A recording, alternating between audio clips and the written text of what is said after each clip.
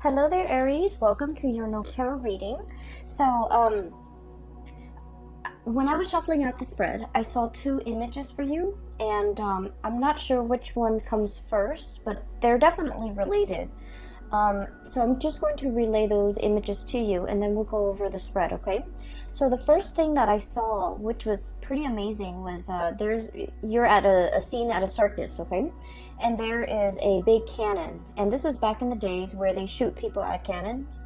And there's this little boy. He looks really, really young, and he had like a superhero cape, a red cape on, and like a Speedo outfit, and he's getting into the mouth of the cannon. Someone shoots him off, and then he kind of rolls up into a ball, and then he rolls a vast distance, and he lands on a net, and then he stands up, and the crowd cheers. Okay, so that's the first image that I saw. The second image that I saw, and I think it should have gone first, but I saw this monk. He looks like a medieval monk, and you know how back in the days, if you look at images and drawings from the medieval time period, the monks, their heads are bald, but they have like hair that's growing on the side, okay? So he's like a medieval monk in this really dark castle in his study, and it's really dark outside. You can see the moon, and you can see the steeple and the chapel like outside the window. It's really dark. He's reading, poring over many, many, many books by candlelight. And when I saw this image, I immediately think about, the scribes, okay? The scribes. The people, the monks are the first ones that are literate, especially in medieval time. Not a lot of people have access to education. So they're the ones that keep ledgers. They're the ones that are really incredibly educated. They know letters. They write down like, they keep inventory, keep ledgers, but they also write down like the daily activities as to what happened today. And they're pretty much the first people that keep like a written history of things that have unfolded. Okay, so I feel like this guy, he's in his study by candlelight, obsessively poring over, looking through, researching, and trying to find something. Okay, so he was like very, very adamant about trying to find something. So those are the two images that I saw.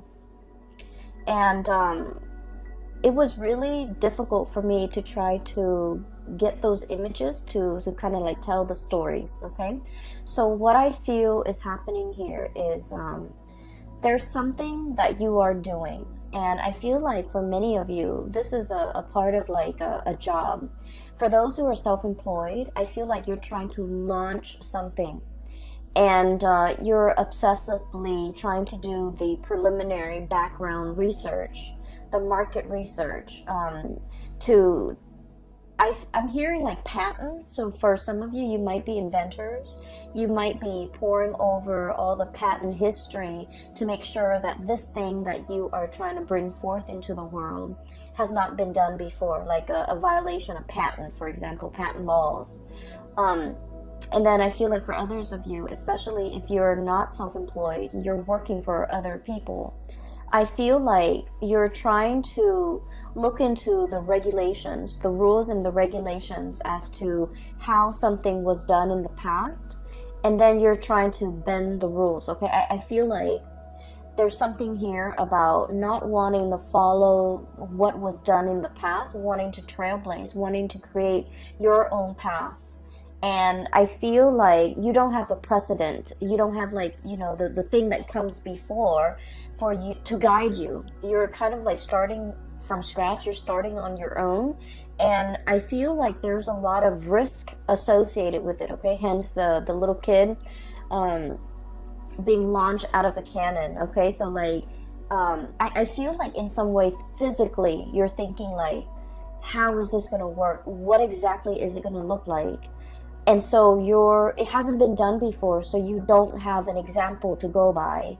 You just have the idea in your head, and you're trying to bring it forth into the real world.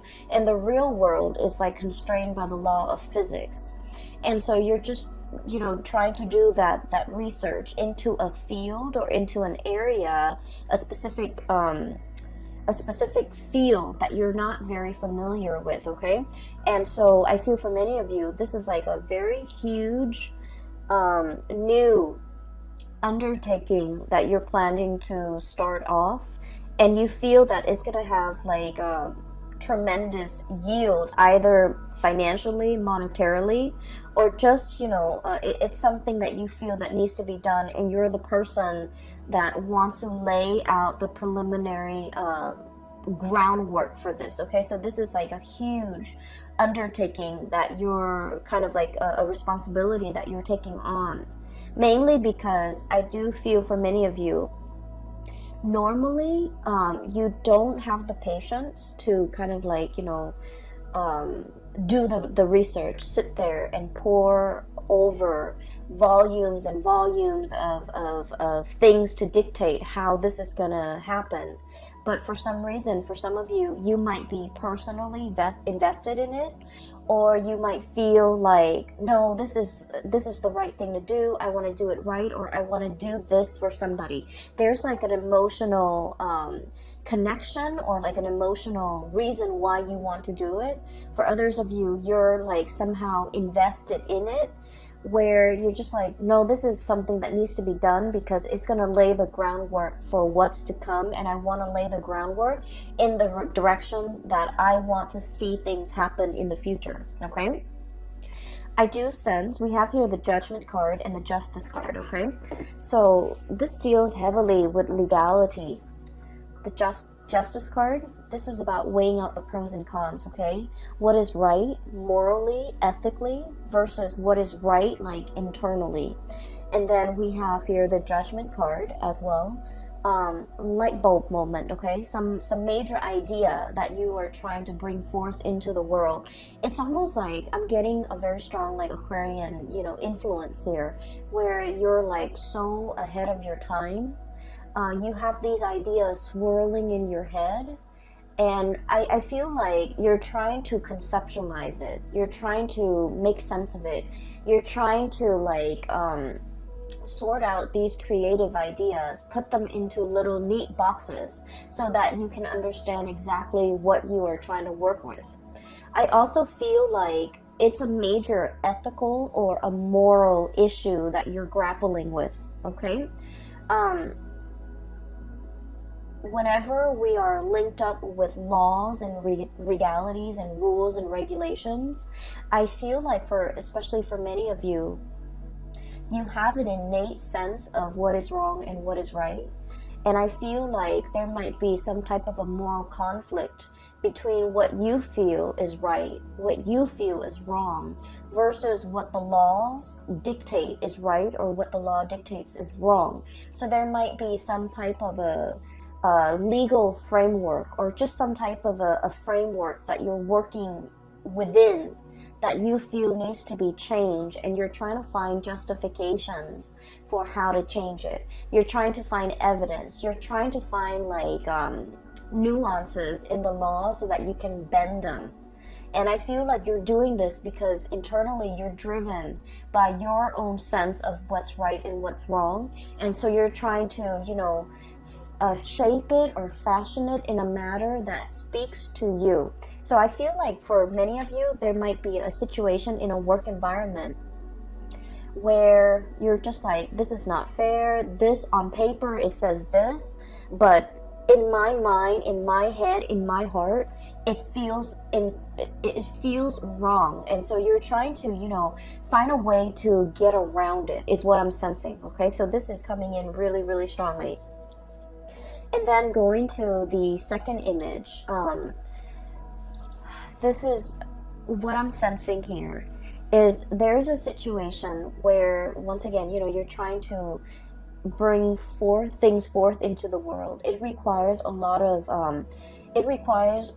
background research from your side. And the more that you read, the more ideas come to mind. But I feel like there isn't like a running thread to string all of these ideas together. And so in that way, you might feel like you're kind of ill-prepared to make the connections, to make the dots, to connect the dots in some fashion. And you also feel like you might need to speak to a specialist. You might need some type of an expert in their field in order to help you, in order to conceptualize, not only conceptualize, but like to draw out how it's going to be implemented or how it's going to be made in the real world. Okay, and I feel like there's somebody coming in, someone who's an expert in their field. We have here the Queen of Swords. I usually think of this as someone who is super rational, okay?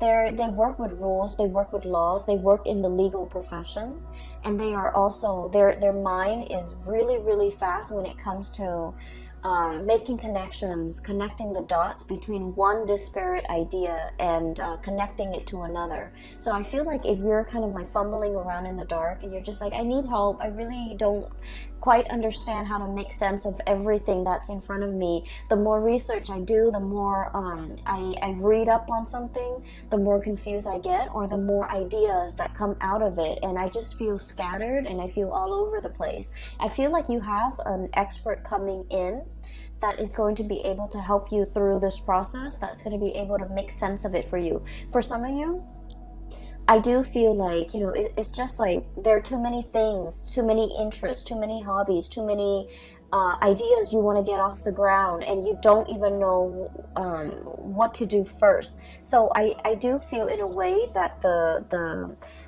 solid groundwork has not been laid, and you're still in that process of doing that. So I just want to say as well, you know, there is a Mercury retrograde that's going to permeate the entire month of November. It starts on the 31st of October, and we're going to be in the Mercury retrograde period for about 3 weeks of November, and the last week is pretty much the shadow period. So this is a time to really lay that foundation, lay that groundwork, do the preliminary research, make sure there's no holes in your theories, and make sure that everything is done. And I keep hearing like conceptualize. Make sure that you have a very, very, very solid foundation laid out before you start doing anything. And the time for you to start doing anything should be outside of this Mercury retrograde cycle. So I would say the month of December looks really, really right, especially if we are in the time of Sagittarius, which is a fellow fire sign. You know, when the sun is in Sagittarius, it's going to make a trine to your sign, Aries, and it's going to it's more conducive for, you know, bringing you recognition, bringing you into the limelight, and making sure that your plans and ideas and whatever you're trying to implement is foolproof, because you're going to get a lot of visibility. And so I feel like the month of November is not really the time to draw attention to yourself because of the Mercury retrograde period. It is time for you to kind of lay low, pour things over, understand things, read up on things, do the preliminary research, have all those ideas floating around. You don't need to string them into any type of a coherent thought. You just need to, you know, take them into account, but don't implement anything until the month of December. So I hope that makes sense, because if things are not laid out well and thought about well, and, you know, I want to say, if they're not done well, by the month of December, when the limelight is on you, or when the spotlight is on you, that's when, you know, all the holes in your theories will start to show, okay? I'm seeing that it's like light streaming through it's almost like a window with curtains, and then light streaming through. If there are holes in the curtains, you're going to start to see those holes cast a shadow, and you're going to start to see the light. So I feel like this is not a time for you to get that limelight. It's going to come in the month of December, okay? So enough about that. I do want to move on to the cards, because there's something coming through here. First of all, we have here the Eight of Wands and the Eight of Swords, and both of these falling on top of each other. So the Eight of Wands, this is massive amounts of communication. And the Eight of Swords is a situation where we keep ourselves stuck, we keep ourselves bound, and we feel like we don't have all the information that we need in order to move forward, in order to make a decision. So what I feel is happening here is there's a major idea that you have, okay? I feel for many of you, you might be like consultants, you might be experts in your field. You are kind of like that, you're kind of like that voice of ingenuity, that voice, it seems to me like your judgment, guiding light, okay? You're providing a lot of swift, short, concise communication to bring people out of a state of confusion, okay? You guys are very like no nonsense, no holds bar. Whatever comes to mind, you say it. Like you rarely have a filter. And I feel like because of this carefree, a lot of people might think it's reckless, but what I feel is it's a childlike innocence. It's sort of like, let's just do it first and then read the instructions later. Okay, let's just rely on our intuition to assemble this thing without having to read the instructions, because we all know, you know, intuitively where things are supposed to go. And you have that kind of like blind faith where you're able to like get things done, push people along, move people along. And I'm sensing, you know, start things off the ground, get things off the ground, get things running, inspiring people, and making, like, not letting people make excuses for why they're not getting things done. So I feel like you're kind of like the voice of, not so much the voice of reason, but like that light in a tunnel to help guide people along, because you're very, very bold and brave, and you venture into unknown territories. What I'm sensing here is there's definitely a situation where you're kind of like guiding somebody, and I feel like there's legality, like legal issues surrounding it. And once again, I mentioned before, you know, the whole sense of legality. What is right, what is written down as, you know, the law of the land, you don't agree with it, okay? You feel like there's something lacking here. It's the law or whatever's written down is very, very self-serving. So you're trying to find a way to bend this situation. And so many of you are kind of like working behind the scenes. Many of you are trying to find loopholes. Many of you are trying to find ways to get around things and to do exactly what you want. Like, I'm sensing finding shortcuts, finding like the quickest point from A to B without having to circumnavigate, you know, like without having to kind of like dodge obstacles left and right. How do we shoot from here to there in the quickest manner, okay? Shooting out of that canyon. And so as a result of it, I feel like you're in a position either to guide people from all the obstacles that are kind of like strewn in their path. You're trying to find the quickest route from A to B to guide others. And you're trying to find as well kind of like the boldest move for you to make. And I feel like you're just going to land on your feet, okay? Like that kid being shot out of the canyon. If you're in a position where you feel like, I don't really know, you feel shaken, or you feel like, I don't really know how to realistically implement this in the real world, I feel that it's going to really take off for you. So that state of confusion where you're not able to make a decision, there's going to be that light bulb moment that will allow you to know how to move forward, that will allow you to know how to move on. Okay, so I feel like the energy is very, very conducive for having some type of a major breakthrough. You're getting like spiritual advice, you're getting a lot of information to, if it's like a long-standing problem and you've been mulling it over for some time, and you felt like the more research you do, the more confused you are, it's going to hit you in a way where you're going to be able to find the simplest way to get from A to B, to solve your problems, to jump over your hurdles, to kind of blast through these obstacles in order to move on, okay? I'm also sensing here a very significant person that's going to be entering your life, okay?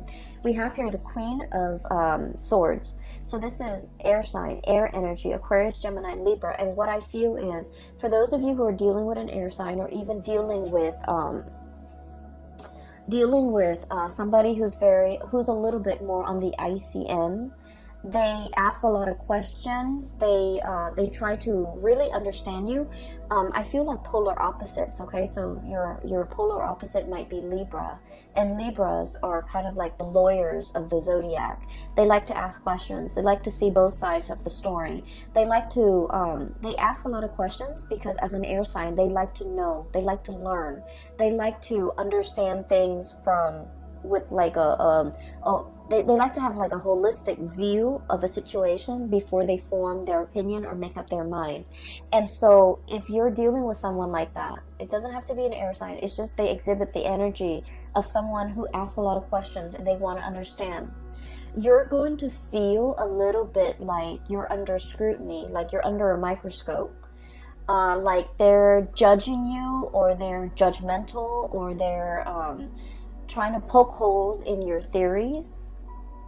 But what I feel is, in the process of interacting with this person, they're going to make you stronger. They're going to make you able to defend your ideas, defend your beliefs, and to solidify and strengthen your ideas and strengthen your beliefs so that your theories have no holes. Your theories are foolproof. So I feel like you have somebody in your midst that is like this. And what I'm sensing is, for some of you, this might be like a romantic partner who you feel might be overly critical. You feel they might be a little bit cold, a little bit distant, a little bit contrarian. You say one thing and they don't really see things that way, so they offer their opinion. And you guys have had a lot of clashes in the past where you don't see eye to eye. I honestly feel like they might have belittled you by the way in which they interact, by the questions that they ask you. You feel like they don't support you, or you feel like they're constantly poking holes in your theories. And what I see in this spread is this person doesn't mean to do that. And I feel almost like I'm seeing like, walking around on eggshells, okay? I feel like you felt a little bit judged. You felt a little bit like you couldn't be yourself. You felt uncomfortable, and you didn't understand why. You felt like they didn't trust you, or you felt like they just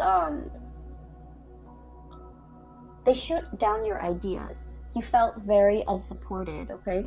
And so I feel like this wasn't like an easy relationship.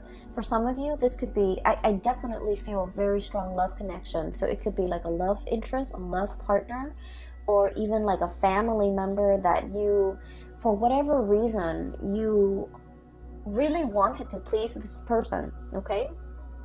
And I'm also sensing like, it's somebody that you hold in high regards, okay?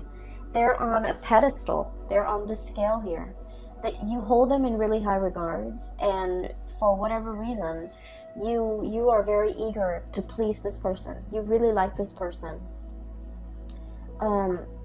They don't mean to be harsh. They don't mean to make you feel like they're poking holes in your theories.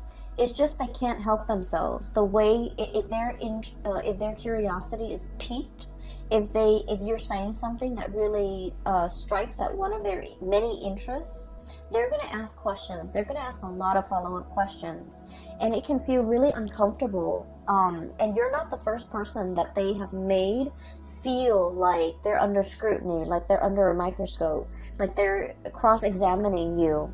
You're not the first person, and I feel like this person has a tendency to do this, and I feel like they isolate a lot of people.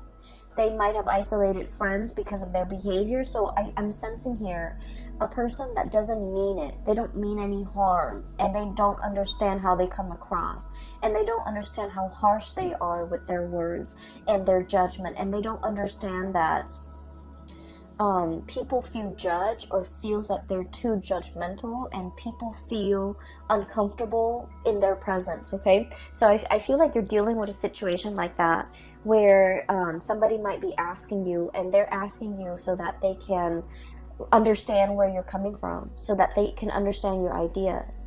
And So, you know, let your guard down, definitely, when you are interacting with this person, because I feel like they mean no harm, okay?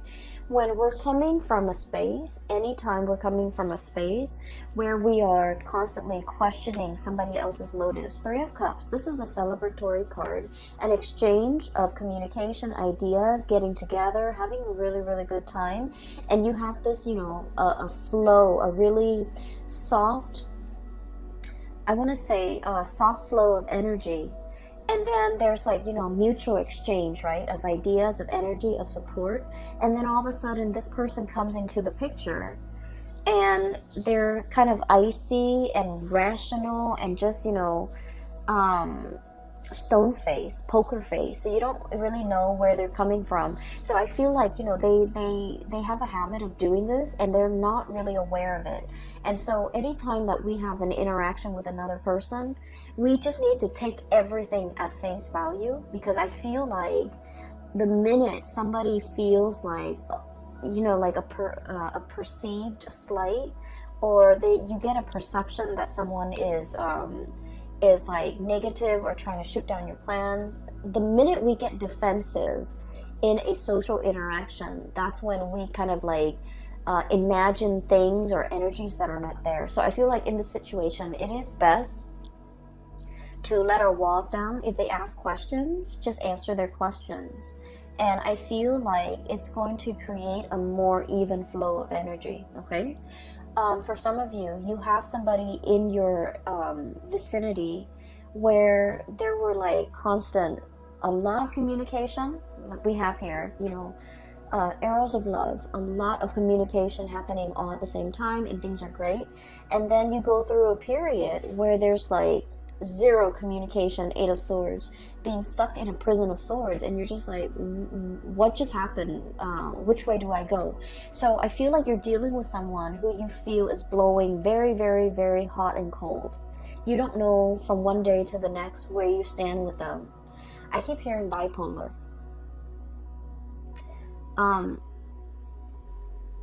And I'm also hearing as well somebody who's very stuck in their head, and they might have like a gazillion things or a gazillion ideas that they're working on. So they're jumping from the realm of the mind. They're constantly thinking about other things, okay? So it's not that they don't have time for you, or it's not that, you know, they're... I feel like they're very, very busy, and I know that sounds terrible. There's no excuse. You know, if you really want to make something happen, if you really want to reach out, you want to prioritize a communication or a specific person in your life, being busy is no excuse. We find time for things and for people that matter. But I feel like there's like periods of like a lot of heavy communication with this person, and then you go through a drought, and then they come back, and then there's a lot of heavy communication. And you're just never sure where you stand with this person, and you're frustrated, and I feel like you're thinking about the worst. You're thinking about like worst case scenario. They're probably talking to other people. They have a lot of other options. They have a lot of other people in their mind. And I feel for many of you, you might retaliate by, you know, going out a lot, you know, trying to meet other people. And so when you're going through that period of drought and there's no communication from the other person, you are waiting on the communication, but at the same time, you're just like, you know, I do see like a retaliation where if there's no communication, you draw your attention elsewhere. And so I just feel like the other person has a lot of things on their plate. And once again, I'm not saying like it's an excuse, but I do feel like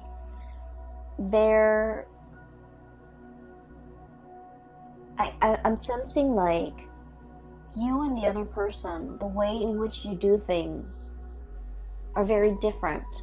And so there's lack of understanding from your end to their end, where they're coming from, why they're like this. And then from their end to your end, there's lack of understanding why you need certain things. You might need a lot of communication, and I feel like they need a lot of downtime. Does that make sense? So I feel like that's you're like polar opposites, and the way in which you need others, the way in which you express love, the way in which you express concern, and you know, the ways in which you show affection is very, very different. You might need that entangled, constant communication, a lot of validation. They need a lot of distance and alone time and downtime, okay? If the connection is there, in their mind, it's already there. We don't need to, reinvent the wheel. We just need to have separate lives. So I definitely feel like one person needs a lot of intimacy and reassurance and attention, and then the other person needs a lot of me time, a lot of downtime, a lot of space. And there's a potential here for the two of you to kind of like bridge this divide and to be able to kind of understand where the other person's coming from. I don't see like a situation where there's like from their end, I don't see that they're dating other people, running around with other people and things like that. I do feel like you might have thought that, but I don't see it from their end. But I do sense that they're wondering as well, the times in which you guys are not communicating. What are you up to? Are you out there dating other people with this Three of Cups? Like getting to know other people, trying to, forget them? And then we also have here the Nine of Cups, being comfortable and happy and satiated on your own, not needing them and, living your life. So I feel like there's a potential here for like a lot of misunderstanding between you and another person. If that has been the case in the past, there's a coming together, reckoning, communication, things being revived, okay? And then I also feel they're coming back in, wanting to communicate. Queen of Swords, Nine of Cups, wanting to communicate, wanting to, understand where you're at. And the blue color is coming out very strongly here, which in the blue eyes and the blue color, I do feel like you want them to see, okay? You want them to see that you're okay without them, that you're happy without them. But once again, I feel like this person means a lot to you, and you want that validation from them. You want to see. So if this has been somebody that has kind of like left you high and dry in the past, I feel like a part of you really wants to show them, really wants them to see that you're okay, you're happy, you're dating, your social life is really thriving and taking off, or your dating life is really thriving and taking off. Like, you want to see. Some of you might be posting on social media, posting like, that you're out and about, you're having a good time, you're enjoying the single life, if this is an ex. And then I definitely feel like, they're thinking about you. They're trying to access you, access the photos, access the information. They're definitely physically seeing to make sense of it. Okay, so I do see a tit for tat retaliatory type of an energy here, where you want somebody to see that you're doing well, that you're doing fine, that you're happy. But once again, it still points me to the fact that you are wanting some type of validation from this person, okay? If it is an ex, I feel like it's going to be the end of it. If it is an ex and you just feel like you go through periods where you hear nothing from them, and then they come back in expecting everything to be okay. What I have is a stoppage in communication, Four of Swords. This is taking a break. And then we have the Five of Swords, and I usually think of this as like mincing, dicing something to kind of like cut it up into little pieces.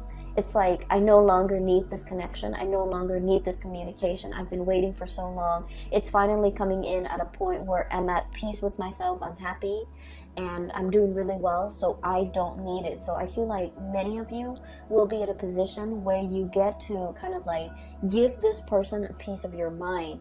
Like, I don't need you. I'm doing okay on my own. I am very, very satiated and incredibly happy. And so I don't need the crumbs and, all of this that you're bringing into the picture. But then on the other hand, I do feel like many of you, you're dealing with somebody where there is a lot of misunderstanding.